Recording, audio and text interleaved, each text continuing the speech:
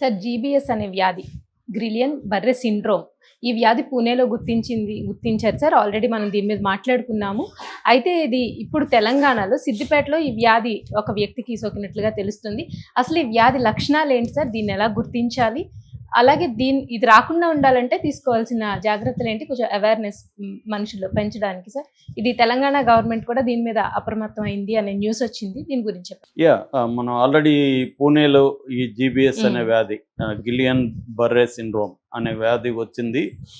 అక్కడ దాదాపు 50 మంది హాస్పిటల్లో వెంటిలేటర్ మీద కూడా ట్రీట్మెంట్ తీసుకుంటున్నారు. ముఖ్యంగా పిల్లలు 50 ఏళ్ళ పైబడిన వాళ్ళు ఎక్కువ మంది ఉన్నారు. అందువల్ల అక్కడ పూణేలో ఉన్న ప్రభుత్వ సంస్థలు, ఆరోగ్య శాఖ దాదాపు 7,200 ఇళ్లలో సర్వేలు చేయించారు.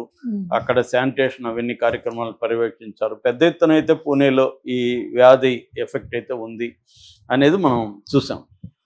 ఇప్పుడు ఒక టెన్షన్ ఏంటంటే తెలంగాణలో కూడా ఇది వచ్చింది. తెలంగాణలో సిద్దిపేటలో సంబంధించిన ఒక మహిళకు ఈ వ్యాధి సోకిందని చెప్తున్నారు. కిమ్స్లో ప్రజెంట్ ఆమె ట్రీట్మెంట్ తీసుకుంటున్నారు అన్నారు. కాకపోతే ఇక్కడ ఆరోగ్య శాఖ ఒక ప్రకటన విడుదల చేసింది. అదేంటంటే ఈ వ్యాధి అంటువ్యాధి కాదు, మీరు భయపడకండి, ఇది బ్యాక్టీరియా నుంచి వచ్చే జబ్బు, దీనివల్ల ఏం భయపడాల్సిన అవసరం లేదని చెప్తున్నారు.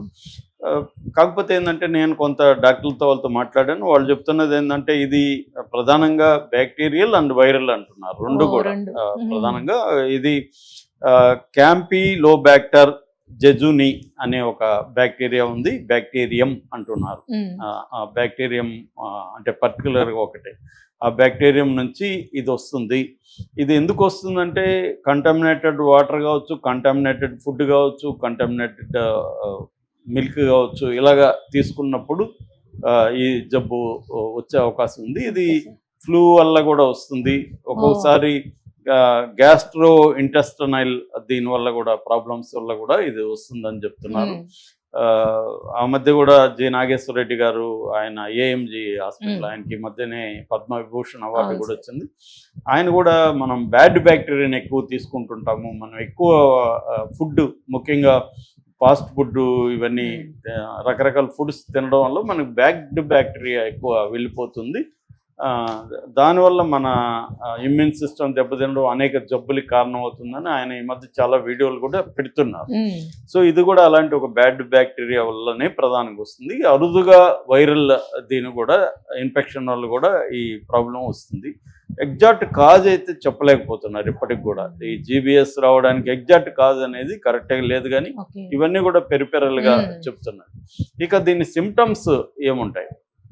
సిమ్టమ్స్ వచ్చి ఫస్ట్ మన కాళ్ళు చేతుల్లో ఒక టింగ్లింగ్ సెన్సేషన్, ఒక పొడుస్తున్నట్టు నొప్పులుగా ఉండడం, తర్వాత తిమ్మిర్లు, క్రాంప్స్ అంటారు, ఆ తిమ్మిర్లు పట్టేయడం జరుగుతుంది. ఇది ఎందుకంటే ఇది న్యూరాలజికల్ డిసీజ్, మెదడుని అటాక్ చేస్తుంది. మెదడు నుంచి సిగ్నల్స్ బాడీకి సిగ్నల్స్ వెళ్తుంటాయి కదా, వాటిని ఇది ఇంటర్ఫైర్ చేసి వాటిని ఇబ్బంది పెడుతుంది. దానివల్ల మనకి బ్లడ్ సర్క్యులేషన్ ఫుల్గా రాకపోవడం వల్ల ఈ ముఖ్యంగా లోవర్ పార్ట్స్లో స్టార్ట్ అవుతుంది, కాళ్ళల్లో స్టార్ట్ అయ్యి అప్పర్ బాడీకి ఇది వ్యాపిస్తుందని చెప్తున్నారు.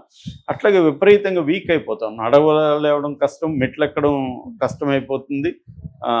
అట్లాంటి ఒక రెస్ట్లెస్గా తయారవుతాం. దాని నుంచి మెల్లమెల్లగా మాటలు మంచిగా మాటలు రావు, మాటలు తడబడ్డం, అట్లాంటి స్లర్రింగ్ అంటారు, అంటే డిస్టర్బ్ అయి వస్తుంది కదా, అట్లా స్లర్రింగ్ వస్తుంది. దాని తర్వాత మనకి వంకర్లు పోవడం, అలా పక్షవాతం వరకు కూడా దారితీస్తుంది. అంటే చివరికి డెత్ కూడా వచ్చే అవకాశం ఉంది. ఎక్కువగా అంటే పక్షవాతం వరకు, పెరాలసిస్, ఎందుకంటే బ్రెయిన్ న్యూరలాజికల్ ఎఫెక్ట్ ఇస్తుంది కాబట్టి. ఇది బేసిక్గా సిమ్టమ్స్. అయితే దీనికి మెడికల్ ట్రీట్మెంట్, ఖచ్చితమైన మెడిసిన్ అయితే ఇప్పటివరకు ఏం లేదు. దీంట్లో supportive care and symptomatic care, ఈ 2 రకాలు మాత్రమే ఉన్నాయి. అంటే మనకి ఏదైనా పార్టీకి ఇబ్బంది అయినప్పుడు దాని బ్లడ్ సర్క్యులేషన్కి ఏమేమి చేయాలో, సపోర్టివ్ కేర్ ఎలా తీసుకోవాలనేది, అట్లాగే సిమ్టమ్స్ ఉన్నప్పుడు, ఆ పెయిన్ అవి ఉన్నప్పుడు దాని రిలీఫ్కి తీసుకోవాలి తప్ప అసలు బ్యాక్టీరియాని అటాక్ చేసే యాంటీబయాటిక్ అంటాం కదా, యాంటీబయాటిక్ మందులు దీనికోసం ప్రత్యేకంగా అయితే ఏమీ లేవు. అనేది ఇక్కడ భయం కల్పించే అంశం. కాకపోతే ఒక ఊరట వచ్చి ఇదేమి అంటువ్యాధి కాదు, గాల్లోనో ఇంకో దగ్గర వెళ్ళి అంటుకునే వ్యాధిగా అవుతుంది కాబట్టి దీని గురించి మరి భయపడాల్సిన అవసరం లేదు, జాగ్రత్తలు అయితే తీసుకోవాలి అనేది డాక్టర్లు ఆరోగ్య శాఖ చెప్తున్నారు. ప్రధానంగా ఏంటంటే ట్రీట్మెంట్లో కూడా ఇంకొక రకమైన ట్రీట్ ఏంటంటే 2 రకాలు ఉన్నాయి. ప్లాస్మా పెరెసిస్ అంటారు, అంటే ప్లాస్మా ఎక్స్చేంజ్ అనేది ఒకటి పెడతారు ఎక్కువైనప్పుడు. అట్లాగే ఇంట్రావీనస్ ఇమ్యునోగ్లోబులిన్ అనే ఒక 5 ఉంది, IVIG అంటారు. ఈ 2 రకాల ట్రీట్మెంట్లు కూడా దీంట్లో ఇస్తున్నారు. అది సివియర్ కేసెస్లో ఈ ట్రీట్మెంట్లో. అదర్వైజ్ నేను ఇందాక చెప్పినట్టు సపోర్టివ్ కేర్ అండ్ సిమ్టోమేటిక్ కేర్ అనేది ప్రధానంగా ఉంది. ఈ అరుదైన సీరియస్ వ్యాధులు నేను చెప్పిన ఈ 2 ప్లాస్మా ఎక్స్చేంజ్ చేయడం కానీ IVIG ఈ 2 రకాల ఇవి ఇస్తున్నారు. సో ఇక కేరింగ్ అంటే ఒకటి గవర్నమెంట్ వైపు నుంచి లాంగ్ టర్మ్లో నేను చాలాసార్లు చెప్పాను, పబ్లిక్ హెల్త్ కేర్ సిస్టమ్ అని డెవలప్ చేయాలి. ఇప్పుడు ఏంటంటే ప్రధానంగా మనకి ఎంతో కొంత అది ఎన్ని లోపాలు ఉన్నా, ఎన్ని పరిమితులు ఉన్నా, ఎన్ని విమర్శలు ఉన్నా ప్రైవేట్ హెల్త్ కేరే ప్రజలకి చాలా వరకు ప్రైవేట్ హెల్త్ కేర్ మెరుగుపడడం వల్లనే మన ఇండియాలో మనకి హెల్త్ అనేది మెరుగుపడింది. నిజానికి ఇప్పుడు దాని ఎక్స్పెక్టెన్సీ అంటారు, లైఫ్ ఎక్స్పెక్టెన్సీ అంటే ఎంతకాలం జీవిస్తారనేది ఇండియాలో కూడా యావరేజ్లో విమెన్లో 72, మెన్లో 68, 69, అంటే యావరేజ్లో 70% 70 ఇయర్స్ బతుకుతున్నారు ఇండియాలో కూడా. అది లాంగివిటీ పెరిగింది. మనకి ఫర్ ఎగ్జాంపుల్ స్వాతంత్రం వచ్చిన నాటికి 42 ఏళ్లే ఉండేది. అందుకని అక్కడ బాల్య వివాహాలకు కూడా అదొక కారణం.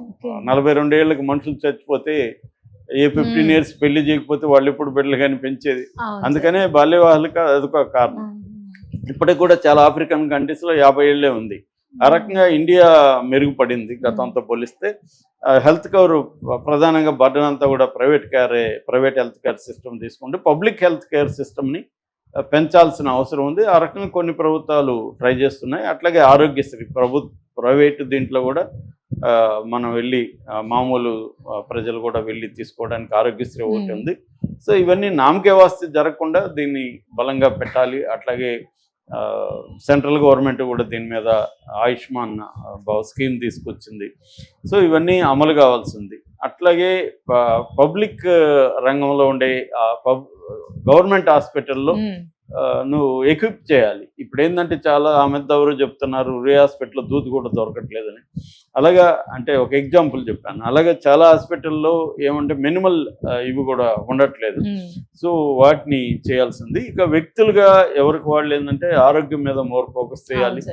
అంటే భయం వేరు, జాగ్రత్త వేరు. చాలాసార్లు నేను చెప్పాను, భయపడాల్సిన అవసరం లేదు. ప్యానిక్ అయితే అదే మనకి డేంజర్ అవుతుంది. కూల్గా ఉండాలి. అట్ ద సేమ్ టైం జాగ్రత్తలు అయితే తీసుకోవాలి. అంటే మనం ఏం తింటున్నాం, రోజు మన లైఫ్ స్టైల్ ఏంటి, మనం మార్నింగ్ ఎన్ని గంటలకు లేస్తున్నాం ఏంటి అనేది ఎవరికి వాళ్ళు చూసుకొని ఒకేసారి మార్చుకోలేకపోయినా స్లోగా స్టార్ట్ చేయాలి.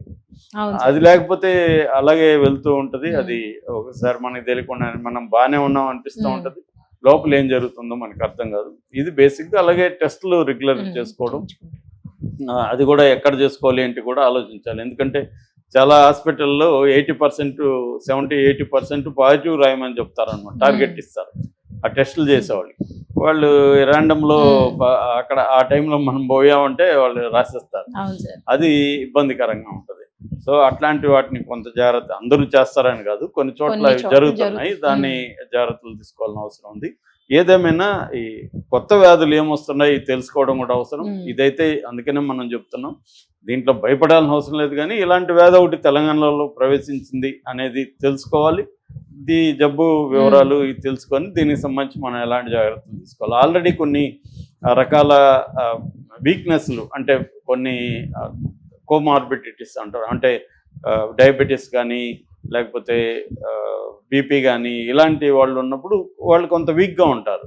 అంటే ప్రోన్ టు అటాక్స్ అనమాట. కొత్త జబ్బులు, వైరస్లు అటాక్ ఈజీగా చేస్తాయి. నువ్వు బాడీ స్ట్రాంగ్గా లేకపోతే, మనకి ఇమ్యూన్ సిస్టమ్ స్ట్రాంగ్గా లేకపోతే అటాక్ చేస్తాయి. అలాంటి వాళ్ళు మోర్ జాగ్రత్తలు తీసుకోవాలి. సో అది మేజర్గా. Right sir, thank you sir.